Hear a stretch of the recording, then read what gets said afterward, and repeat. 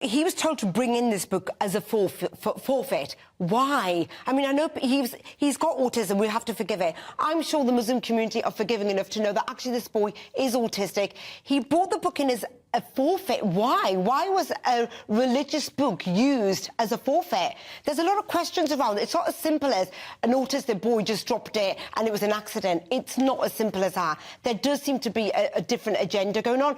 But he is a child, 14 years old. Forgive it. Just forgive it. It's not a big deal. But a book shouldn't have the power to cause such a lot of fuss that it should. But it's the Quran. It's their most holy book. You have to respect that.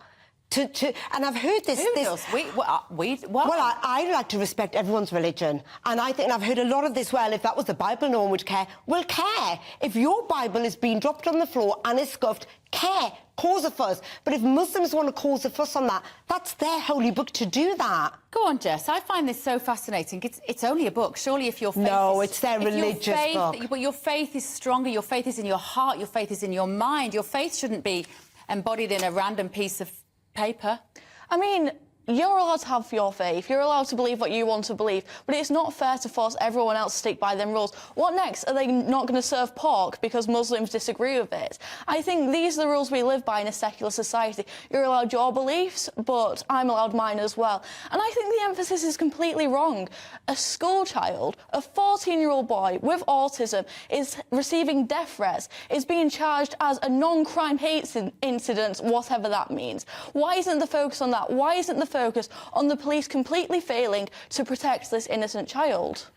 No, but look, you're saying that we've got to respect each other's religions.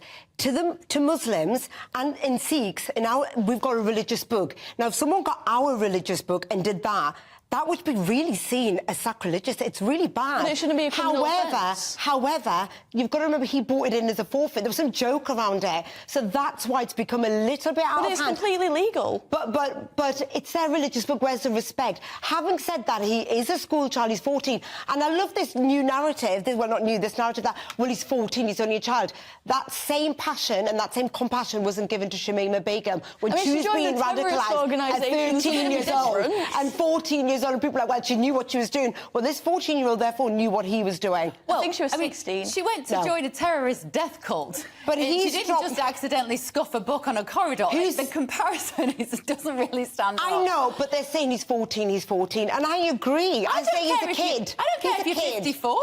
I don't care if you're 34. We shouldn't be living in a world in which the non-human, the inorganic matter of pages should contain such power that to damage that has the police involved in a corridor. Because it's considered a hate crime. It's a law. But it shouldn't be. It's a law. It was his property. He should be allowed to do what you like. If you disagree with that, that's completely fine. You're allowed that right, but he should be allowed to express himself as he wishes. We don't have blasphemy laws in the UK, nor should we. I know, but listen, you've got to have... This is their religious book. Why can't people see that? No, I find it's that really disrespectful. hard, because I wouldn't take the Bible and do that. I think that's terrible to do that to the Bible.